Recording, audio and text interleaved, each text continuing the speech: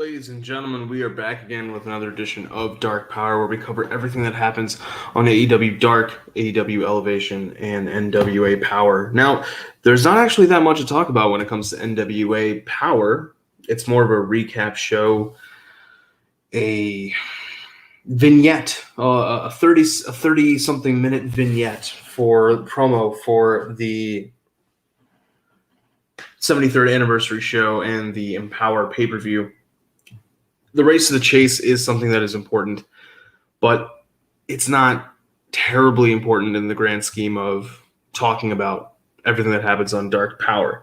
We do find out something that some people already knew because of the match announcements, that Trevor Murdoch is putting his career on the line against Nick Aldis. And they're saying, I don't remember exactly if this is true or not, but they're saying that that Trevor Murdoch is St. Louis is his hometown. I may be wrong about that, generally from what we know about Trevor Murdoch in the past, but I have no reason to think that they would just kayfabe up that. So if it is his hometown and his career on the line, I really wonder if they are going to keep the title on Nick, or if this is finally going to be Trevor Murdoch's night. I mean, there's be nothing wrong if they do a classic NWA or early WCW thing of having Murdoch win the title just to lose it back to Aldis in quick fashion. But that'll be something that we talk about next week when we do our preview of the pay-per-view, and then after that when we break down everything that happens on the pay-per-view. But first, guys, before we get to Dark and Elevation, I got to remind you, hit that like button, comment, share, subscribe if you have not already. It allows us to do all the wonderful things that we do for you guys on this channel, and we appreciate all the support that you guys have given us. Particularly, I appreciate all of the support. I know that Dark and Powerrr do not have the largest audiences, so the fact that you guys are tuning in to get this recap, I appreciate it a lot. So let's talk about Elevation. This week's episode of Elevation had a couple things that stood out to me. One of them was the Joey Ryan Allen Angels match, because we see a little bit more of a vicious side to the bad boy Joey Janela now that he has officially turned on his tag team partner of Sonny Kiss. I thought during the match that maybe during the match or after the match we would see Sonny Kiss, but no. We do get a recap of everything that happened though last week, and we get the announcers talking about that. So they are definitely continuing the story. I just didn't think that they wouldn't. I thought that they would start almost immediately right after, but maybe they're doing a little sell job of the injury, which is fine. I hope that when they do have Sonny Kiss make his return, that it's on Elevation or Dark. Somehow, some way, that's kind of where I want to see this feud happen. And a match that could be a Dynamite match, really, was this next one that stood out to me. And this was when Kiera Hogan made her AEW debut to take on the Full Metal Champion, or the former Full Metal Champion, Hikaru Shida. This match was really good. It was hard-hitting, and it was quick. It was quick, too. I felt as though they could have gone a little bit longer on this one. Normally, we get shorter matches on Elevation, but we do get one or two that gets a little bit more of a long form.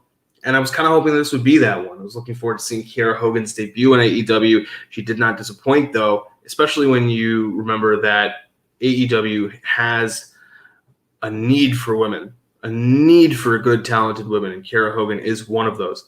So hopefully we see more of her in the future. Let's not forget that her significant other, Diamante, is part of AEW, and that might be a reason why Kiera Hogan is working with the company now that her commitments to Impact have ended. I don't know if they have or will even give her a contract in the future. I don't even know if she's looking for one.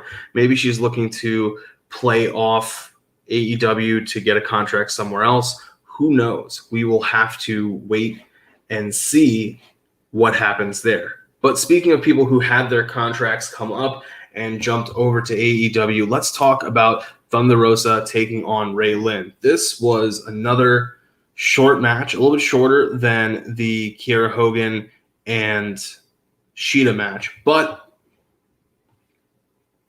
just as good. And there were some nice moments here in this match as well. Thunder Rosa is somebody who is continuing to prove that she is super over with the crowd. And her skills speak for that. The skills speak to why she is super over with the crowd. They packed a lot into this match, despite it being short. And that's, I think, one of the things that really is a drawback sometimes to Elevation and to Dark, is that you feel as though some of these talents could do a lot more if they were given a little bit more time. A match that was given some time is this next one. And this is a really, really good match. This is one of the matches of the night for me. This is Pac taking on Anthony Bowens. And what I liked about this match was, just as I was saying a few moments ago about packing in a lot, this match went for just over 6 minutes. But in this match, these two guys did a lot to get each other where they needed to be. And for Bowens, well, let's start with Pac. For Pac, that is getting into shape and knocking off any ring rust and making sure he is 100% focused and ready to go when he takes on Andrade during All Out. And for Bowens, it's kind of figuring out where he is, who he is going to be right now with Max Caster out. And it's kind of crazy when you think about everything that's happened to the Acclaimed. First, Max Caster was going on a little bit of a solo run because Bowens was hurt. Bowens comes back, and shortly thereafter, now Caster's out, not for an injury, but because he said some stuff that didn't sit well with some people. Now, I'm not here to tell you what you should or should not be offended by. I'm not here to say that what Max said was right or what Max said was wrong. That is a thing for you to decide for yourself. For AEW's purposes, they felt that it was over the line, what he said during that rap that got edited. And I think that if there's one thing that's true, or one thing that we can, I guess, commend AEW on, it's that they are holding the same, they're keeping the same energy. Sammy Guevara got in trouble for making comments about Sasha Banks, and the comments actually were from years ago, before he was even with the company. But the company said, this is the punishment. Now we have Max Caster in a somewhat similar situation, but the comments he's making not only are while he is with AEW, but they're while he's on AEW television. Same punishment, or at least a similar punishment from what we understand. I know that there are reports that he was suspended for 2 months and that's not true. They're going back and forth. He's now selling used AEW ring gear on, I think, eBay or something like that. I don't know the full story. All I know is that it puts Anthony Bowens under pressure to perform. And at least during this match, he did do just that. So I got to give a little shout out to him for trying to take a bad situation and make it good, at least for him. I do want to highlight Sammy Guevara's match, not necessarily because of the match, but because of the post-match beatdown from Shawn Spears ahead of their match on Dynamite. This was a good moment.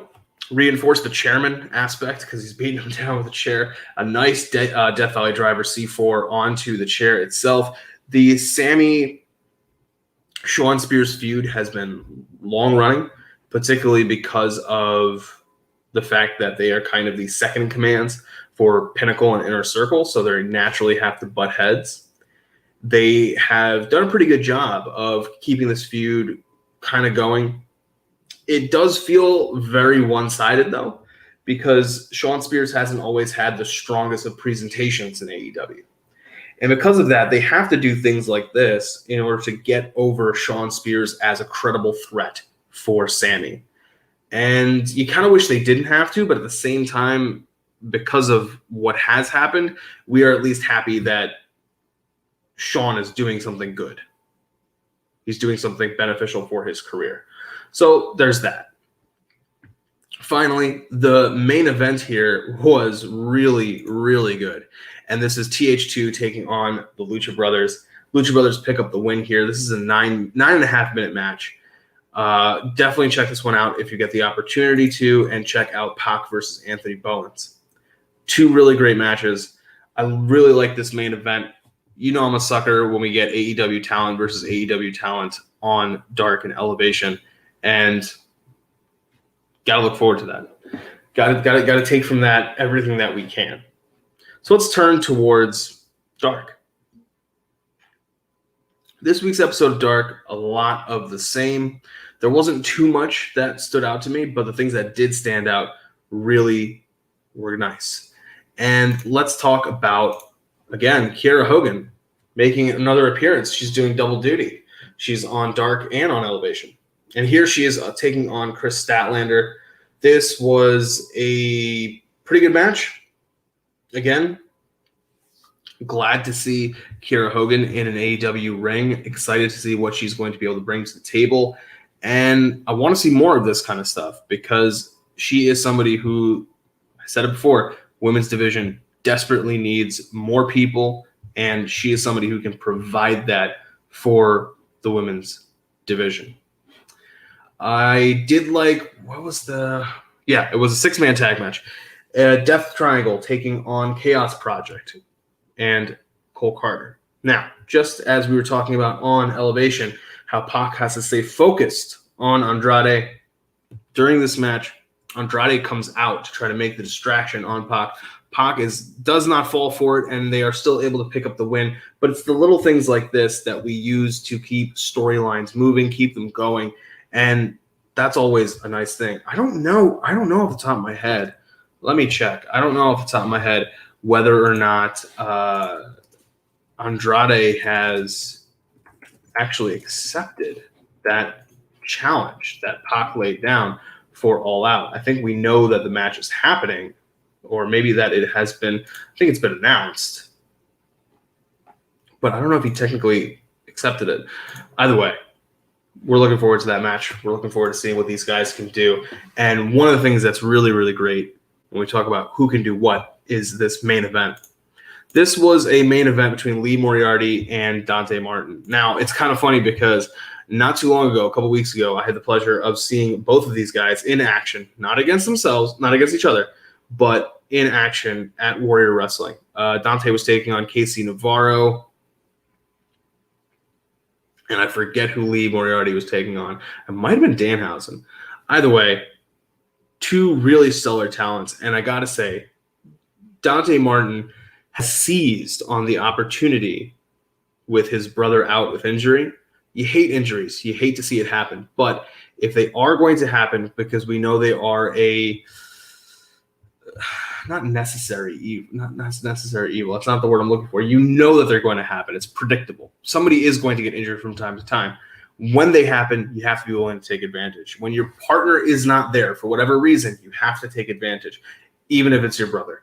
And here, Dante Martin is doing just that. He's been on a roll of great matches. Last week's Dynamite, he looked spectacular. This is the kind of stuff that Bowens needs to do. If Max Caster is gone from the company, then you got to make do. And if Max Caster is coming back, then you need to raise the stock of the Acclaimed so that people forget or don't think about what Max Caster did or said. They think about what you're bringing to the table. It's the same way that when Bowens was out, Max Caster elevated, and when Bowens came back, we were like, okay, cool. This team is going to pick up right from where they left off. So that's something that I want to see for Bowens, and that's something that I commend Dante Martin for having done all this time.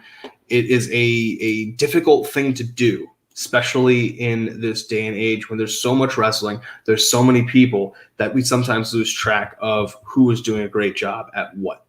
It's difficult sometimes.